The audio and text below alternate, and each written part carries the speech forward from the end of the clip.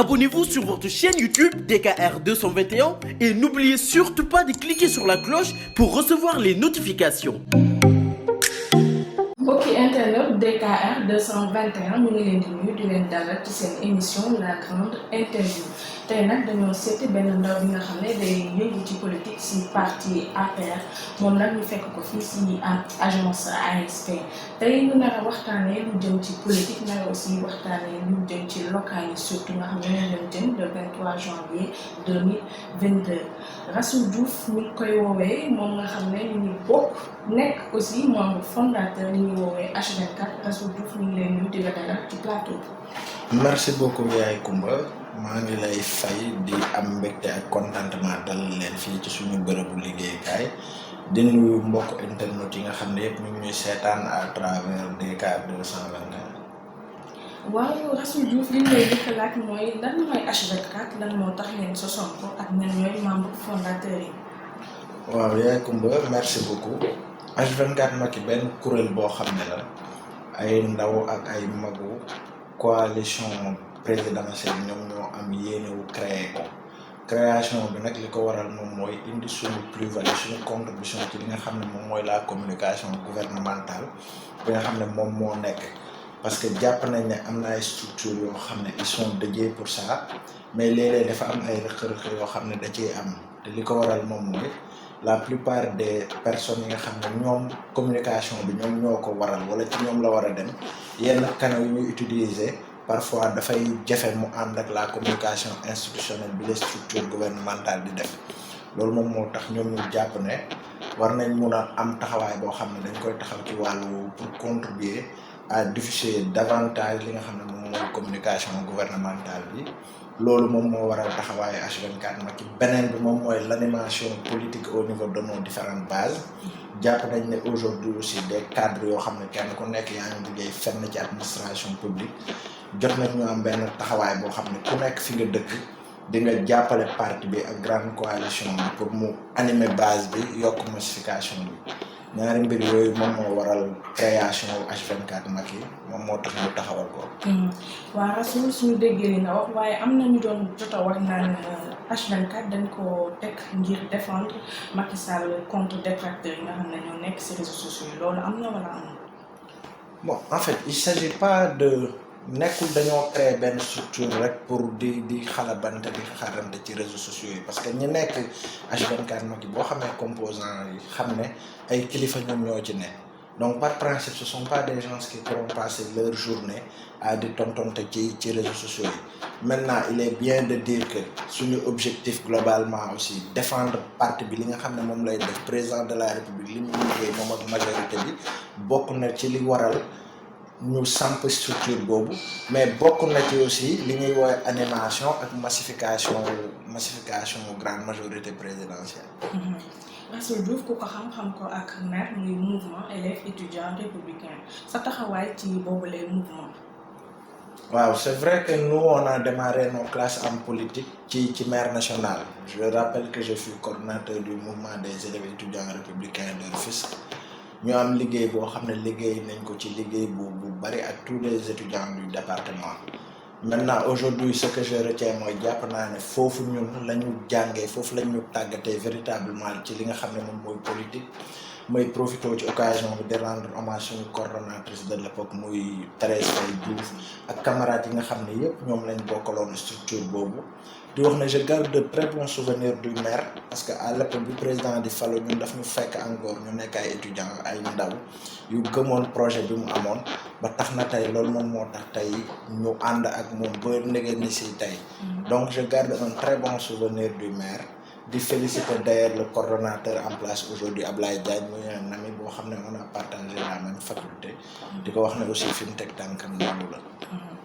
léegi ñu jàll ci mbirum politique élection locale xam nañ ni fii ak janvier 2022 la yéen ban taxawaay ngeen ci am surtout yow mi nga xam ne yaa ngi jaxaay.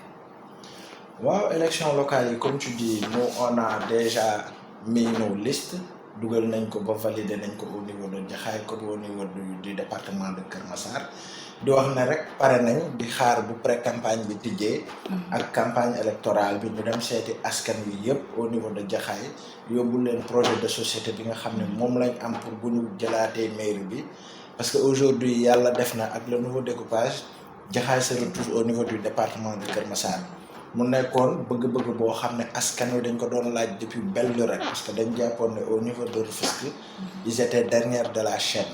maintenant comme duggandoo nañ ak yeneen commune au niveau du grand département de Kër Massar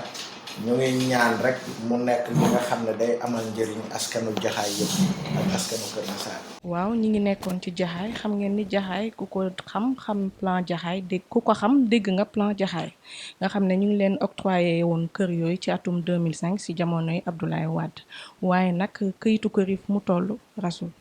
bon këyitu kër yi alhamdulilah rabbil alamin bu président de la république jamono bi muy ñëw di dem xooli travaux yi ñu war a def ci Mbëbës fi ñuy tuur mbalit bi le président avait déjà annoncé depuis longtemps que kër yëpp dina ko maye. je crois jour boobu joxe woon na lu ëpp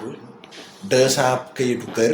il y a 2 semaines aussi lu toll ci 300 këyitu kër aussi ñëwaat na Jaxaay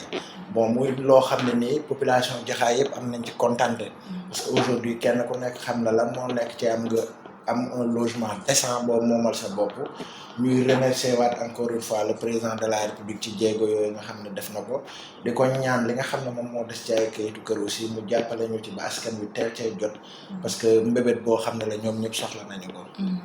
waaw Rasoul mais tamit Jaxaay seetlu na ni am na ay jafe-jafe yu bari yu fa am surtout si wàllum infrastructure. c'est vrai que am na yenn jafe-jafe yu fa am loolu du ñàkk parce que Jaxaay aussi du commune bu mag mais aujourd'hui tout étant fait yàlla dimbale nañu ba Kër Massar nekk département Jaxaay bokk ci aujourd'hui on sait que avec la départementalisation dafay am structure de base yu bees yoo xam ne dina ñëw ñu ngi jàpp ne rek ci bu boobaa bu ñu fa tollee ak projet yi nga xam ne moom lañ am muy dans le cadre du département comme dans le cadre de notre commune que ça va nous permettre avec l'ensemble des populations ak acteurs yi ñu mën a liggéey pour développer davantage Jaxaay parce que commune bu neex a liggéey la boo am déjà d'énormes atouts te jàpp nañ ni bu ñu gagné mairie bi au soir du 22 janvier dinañu ci def liggéey bu am solo. est-ce que mën nañu dellu si waat tuuti rek si jàngat bi nga am bi nga xam ne dañoo rattaché Jaxaay yóbbu ko Kër Massar jëli ko fële ci Rufisque. waaw loolu comme je dis mbébét boo xam ne la askanu Jaxaay ñoom ñoo ko amoon. muy demande boo xam ne c'était à l'époque depuis 2014 dañ ko doon laaj parce que ñëpp xam nañ ne aujourd'hui Kër Massar ni mu toll. poids démographique bi mu am jafe-jafe yi mu amoon Kër Massar continuer nekk commune du woon lu pérenne. ça permettait pas ñu régler yenn problème yi. aujourd'hui alhamdulilah bi président de la République décidé def ko le 45e département du Sénégal parce que loolu ça permet comme je dis ñu yokk ay moyens au niveau du département et ça va permettre à tous les communes de la localité ñu mun ci bénéficier wu pour porter seen projet de développement.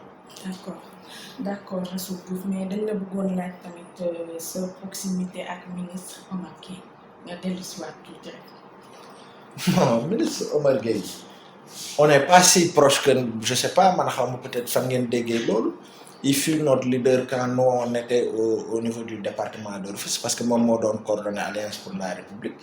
ñu am ay liens yu baax su ma ko soxlaa xam naa fu may jaar pour jot ko peut-être moom aussi bu ma soxlaa am na fu muy jaar pour jot ma il est le ministre des collectivités territoriales mais on n'a pas de problème. On a de très bons rapports, comme je l'ai avec tous les responsables de la grande majorité présidentielle. En soi, nous, on n'est pas des personnes conflictuelles. Parfois, il nous arrive d'avoir des différends avec les leaders, mais on ne pousse pas le bouchon trop loin. Et yàlla seede na ne Omar Gueye amuñu benn jafe-jafe du ci wàllu politique du ci wàllu humain. C'est quelqu'un que je respecte beaucoup pour le parcours politique qu'il a. Donc voilà, il y a pas gisuma foofu lu war a tax on a de très bons rapports en tout cas pour conclure. d'accord Rasoul Diouf ak élection locale yi nga xam ne mu ngi ñëw gis nañ coalition yi bëri nañ ci biir opposition bi yow lan nga gisee taxawaayu opposition bi jamono ji. waaw taxawaayu opposition bi nag soxna si dañu koy ñaawlu bu baax a baax. elle a raison elle est simple parce que opposition bi da doon gëmloo Sénégalais que ne ñi nekk ci pouvoir bi ay nit ñu bon lañ ñoom ñu nekk ci beneen wet gi ñoom ñoo baax. aujourd'hui jege bi ñu jege élection locale yi wane na seen visage pour ñoom ñu bëri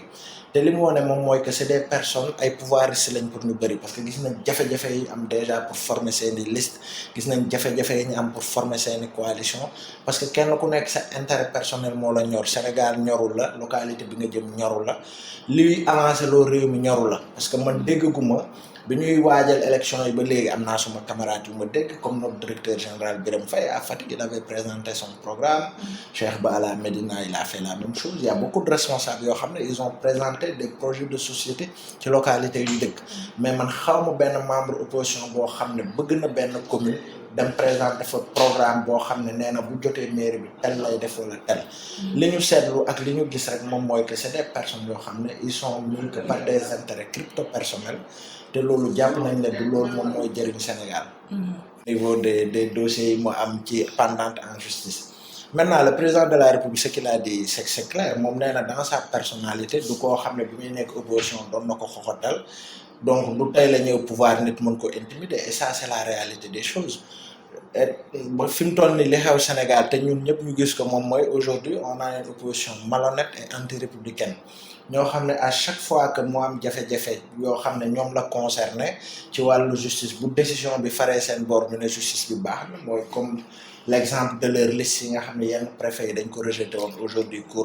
cour d'appel rétablir leen mais bu dee décision de justice bi demul en leur faveur ñuy woo ndaw ñi ci ñu génn ci dëkk bi taal ko jaxase dëkk bi mu am ñu ci gaañu ba mun a am ñu ci ñàkk seen bakkan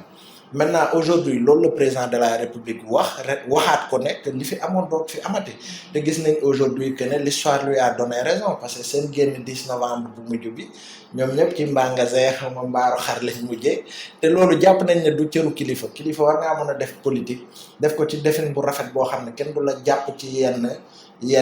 mbir yi président de la République li mu wax ànd nañ ceeg moom te nous aussi en tant que jeunes on est déterminés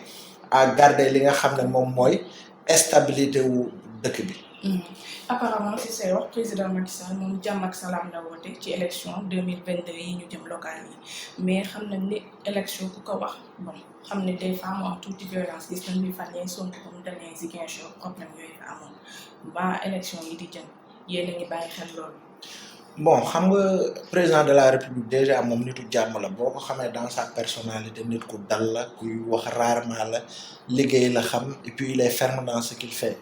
maintenant violence ci élection lu mën a ñàkk la léeg-léeg moo am ay remous de part et d'autre mais dañuy ñaan rek mu bañ a am surtout pour zone boo xam ne Casamance la mu am ay jafe-jafe yu fa amoon depuis 1980 aujourd'hui le président de la République s'est beaucoup investi tant sur le plan diplomatique que sur le plan moyen et humain pour indiwaat stabilité Casamance donc jàpp nañ ne politique élection locale warata tax ka nga bokk APR wala ka nga bokk Pastef wala benn entité bu munti doon ngay salfaañe jàmm ji nga xam ne ak dal bi nga xam ne président fexe na ba am ko Casamance ay doomu Casamance pour man waruñu xeex waruñu rayante pour ay élection locale au contraire ils doivent tous se mettre autour d'une table travailler ensemble sur un projet de société bu leen di permettre ñu développer Casamance parce que xam nañ ne Casamance ak li mu am ci ressource aujourd'hui bu jëmee kanam dina impacter bu baax a baax ci koomu Sénégal globalement. ñu dellu si waat tuuti ci jafe-jafe yi nga xam ne mi ngi am Jaxaay seetlu nañ ne su tawee inondation day nekk waaw loolu jafe-jafe boo xam ne la ñu ngi ko doon dund. je crois aujourd'hui ku gis liggéey bi nga xam ne def nañ ko ci. te doguma la sax ñu ngi naan aussi foofu bëriwul ay tali suuf la gën a bëri. non Jaxaay nag par contre Promoville am na liggéey bu am solo bu mu fa def boo demee aujourd'hui suñu buntu mairie beeg yooyu yëpp léegi c'est des routes goudronnées am ay rond-point tout ça donc foofu moom ci wàllu woowu def nañ ci liggéey maintenant comme tu dis ci wàllu inondation yi amoon na ay jafe-jafe yu amoon en 2019 2020 mais aujourd'hui seetlu nañ ne ak hivernage bi passé jafe-jafe yi wàññeeku na bu baax parce que l'État investit beaucoup d'argent jaare la ko ci ADM bi nga xam ne mu ngi nekk au niveau du ministère des collectivités territoriales pour wàññi jafe-jafe askan wi ci wàllu hivernage jàpp nañ ne bu ñu dawalaatee fii ak hivernage bii di ñëw déjà problème yu métti yi ñu amoon sax dina wàññeeku maintenant comme moo di ndox moom ci yàlla lay jóge dañuy ñaan d'ailleurs ñuy am nawet yu baax nawet yu yaatu ndax mooy tax suñu mbokk baykat yi ñu mën a am récolte yu baax maintenant ak période du réchauffement climatique bi aussi il faut ñu jël ça en charge mais je dis et je répète que gouvernement bi def na ci liggéey bu am solo di massawu ñi nga xam ne jotoon nañ ci ñàkk seen alal di ñaax ñi nga xam ne ñoom ñoo yor dossier yooyu ñu baral mbir yi ba nga xam ne nawet bii di ñëwaat problème yu fa amoon dootu fa amati. léegi laaj bu mujj bi ñu lay laaj mooy 3e mandat wala 2e quinquennat nga leeral ñu ci. waaw moi c'est comme je le dis xam nga 2e mandat nga wax xaw ma 3e mandat la constitution du Sénégal dans son article 27 dit que le mandat du président de la République est de 5 ans renouvelable une seule fois ñun ci suñu kuréel ñu ne nous on roule pour le second quinquennat du président de la République moom moo waral d'ailleurs tour bi H24 muy l'heure du 2e quinquennat pour le 4e président Macky Sall. Maintenant comme là on n'en est pas encore là nañu jàll d'abord étape élection locale yi ensuite étape élection législative yi bu ñu ci tollee la coalition Benno Bokk Yaakaar prendra la meilleure décision. merci beaucoup cher internaute ñu ngi leen di jaajëfal bu baax ci seetaan bi ngeen ñu doon seetaan di leen fàttali rek ni suñu invité moo doon Astou Diouf nekk ndaw yi nga xam ne dañoo bokk APR aussi nekk membre fondateur bu H24 merci beaucoup et à la prochaine. Abonnez-vous sur votre chaîne YouTube DKR 221 et n'oubliez surtout pas de cliquer sur la cloche pour recevoir les notifications.